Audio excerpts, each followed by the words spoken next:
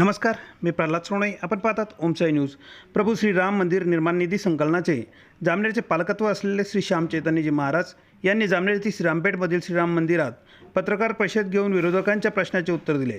काही राजकीय पक्षांनी गेल्या काही दिवसांपासून प्रभू श्रीरामचंद्र मंदिर निर्माण कार्याविषयी काही प्रश्नचिन्ह निर्माण केले होते. एक ट्रस्टद्वारे भ्रष्टाचार झाला आहे असा बेछूट आरोप केला. त्या संदर्भात प्रभू श्रीरामचंद्र मंदिर निर्माण निधी संकलनाचे जामनेरचे पालकत्व असलेले श्री श्याम चैतन्यजी महाराज यांनी पत्रकार परिषद घेऊन विरोधकांच्या प्रश्नांना चोख उत्तर दिली.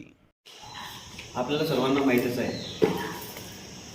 की आपल्या भारतामध्ये अयोध्येत राम मंदिर बांधकाम सुरू झाले, कारण कोर्टाचा निकाल आपल्या बाजूला लागला आणि त्यानंतर तिथं राम जन्मभूमीमध्ये रामाचं मंदिर बांधण्यास सुरुवात झाली. आधी आपल्याला अडचणी येत होत्या आणि आता मंदिर बांधताना सुद्धा अडचणी येत आहे. आताच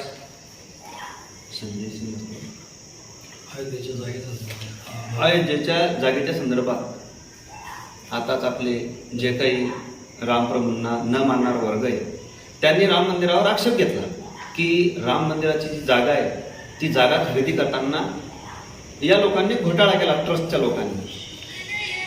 पण ते चुकीचं आहे, कारण तो व्यवहार आताचा नसून 2011 मध्ये पाठक बंधूंकडून तिवारी आणि अन्सारी या दोघं बिझनेस पार्टनरनं तो व्यवहार त्यावेळेस केलेला व्यवहार आहे, तेव्हाची डील आहे. त्यानंतर त्यांनी परत ती डील 2014 मध्ये केली. परत ती डील त्यांनी 2019 मध्ये केली. म्हणजे जवळजवळ त्या जागेचे 3 व्यवहार त्यांनीच त्याच मालकाशी केले, कारण त्यांना अपेक्षा होत्या की ह्या जागेची किंमत एकतर कमी होईल किंवा आपल्याला कमीत कमी रेटमध्ये कशी मिळेल हे त्या घेणाऱ्यांची अपेक्षा होती. परंतु त्यानंतर ही जागा काहीतरी मुस्लिम एक वळ आहे की त्यांची आहे असं त्यांना वाटत होतं. त्यामुळे ती जागा वादग्रस्त झाली आणि ते वादाच्या भोवऱ्यात सापडल्यामुळे त्याची डील ते फक्त करत राहिले आणि त्यानंतर ती जागा राम मंदिरासाठी सर्वात योग्य आहे असं ट्रस्टला वाटलं. आणि मग ट्रस्टने काय केलं, या सर्व लोकांना विश्वासात घेऊन की तुम्ही तो व्यवहार करा. आधी त्या पहिल्या मालकाचा व्यवहार करून दिला, पाठक बंधूंचा तिवारी आणि अन्सारी यांचा व्यवहार करून दिला आणि लोकाभिरामं रणरंगधीरं राजीव नेत्रं रघुवंशनाथं कारुण्यरूपं करुणाकरंतं श्रीरामचंद्रम शरणं प्रपद्ये. भगवान श्री रामचंद्र जी के चरणों में कोटि कोटि वंदन करते हुए आज पत्रकार परिषद लेना पड़ा. इसका उद्देश्य क्या है कि करीब करीब सभी को मालूम हो चुका है, पता हो चुका है कि कोर्ट ने जब भगवान श्री रामचंद्र जी के पक्ष में मंदिर का निर्णय दे दिया, उसके बाद में हमारे पूरे देश में एक आनंद की इतनी बड़ी लहर उठी कि जन जन में श्री राम जागृत हुआ. उस श्री राम मंदिर में कुछ षड्यंत्रीकारियों ने भ्रष्टाचार का आरोप लगाया. उस उपलक्ष्य में सर्वप्रथम फैजपुर में हमारे अखिल भारतीय संत समिति के राष्ट्रीय संयुक्त महामंत्री परम पूज्य मोहन दास जी उर्फ राधे राधे बाबा और अखिल भारतीय संत समिति के राष्ट्रीय कोषाध्यक्ष आचार्य महामंडलेश्वर जनार्दन हरि जी महाराज, इनके पावन सानिध्य में सभी संतों के साथ में फैजपुर में 17 तारीख को शायद हमने एक बड़ी पत्रकार परिषद ली. उसमें भी हमने ये सारा डिटेल्स दिया है. सर्वप्रथम राम मंदिर में भ्रष्टाचार का आरोप लगाने वालों का हम कठोर शब्द में निंदा करते हैं, उनका निषेध करते हैं.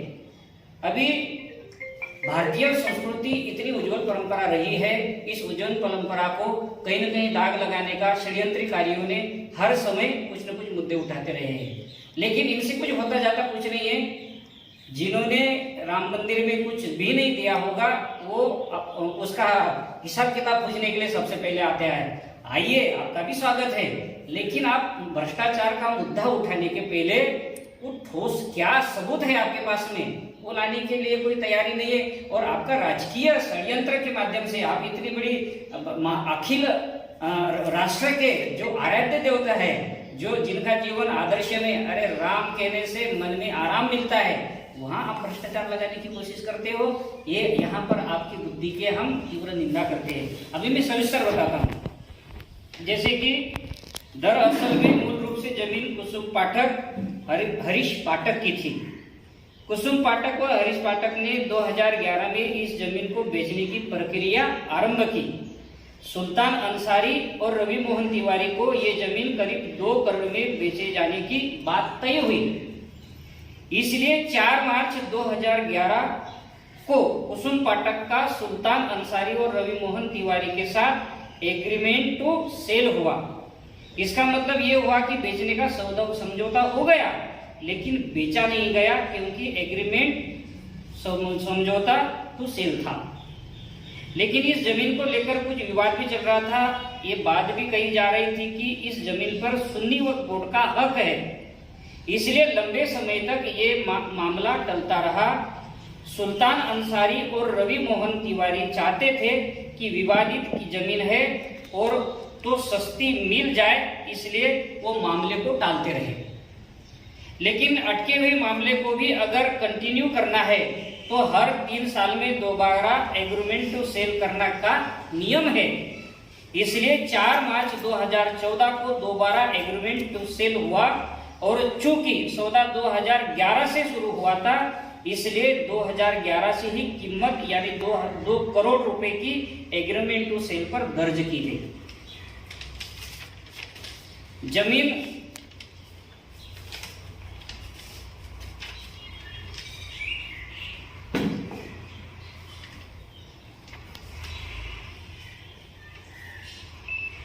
जमीन सुल्तान अंसारी और रवि मोहन तिवारी को नहीं बेची गई, इसलिए तीसरी बार 7 सितंबर 2019 को एग्रीमेंट टू सेल हुआ और इस दस्तावेज पर भी 2011 की ही कीमत यानी 2 करोड़ रुपए की गई।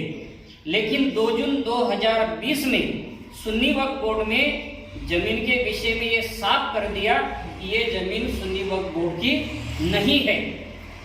इस बार उसके बाद ये जमीन रेलवे स्टेशन के पास में थी और श्री राम मंदिर तीर्थ के लिए रणनीति के दृष्टि से महत्वपूर्ण थी, इसलिए सुन्नी वक्फ बोर्ड के पीछे हटने के बाद श्री राम मंदिर तीर्थ ट्रस्ट ने सीधे कुसुम पाठक और हरीश पाठक से बात की, क्योंकि उस समय तक भी वो जमीन उन्हीं के नाम पर थी। लेकिन कुसुम पाठक और हरीश पाठक ने बताया कि 2011 में उनका एग्रीमेंट टू सेल सुल्तान अंसारी रवि मोहन तिवारी के साथ हो चुका था, यानी अब पेच में फंस गया। तो कानूनी तौर पर मामले को हल करने के लिए कुसुम पाठक, हरीश पाठक, सुल्तान अंसारी और रवि मोहन तिवारी वगैरह सभी पक्षों को साथ में बिठाया गया। ट्रस्ट के लोग भी इस बातचीत में शामिल हुए। अब फैसला यह हुआ कि पहले कुसुम पाठक और हरीश पाठक एग्रीमेंट टू सेल के हिसाब से ये जमीन सुल्तान अंसारी और रवि मोहन तिवारी को बेच दे। इसके बाद जब सुल्तान अंसारी और रवि मोहन तिवारी ने जमीन के मालक होंगे तो उनके ट्रस्ट ये जमीन खरीद लेगा। राइट टू नोट मेरे कई मित्रों राइट नोट मेरे कई मित्र ऐसे हैं जिन्होंने मेरा नंबर दिलीप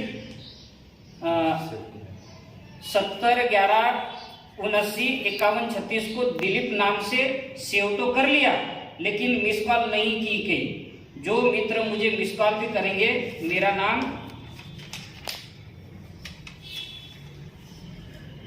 दोनों ये काम करेंगे, सिर्फ उनको ही मेरे लिखे सीधे व्हाट्सएप पर मिल पाएंगे।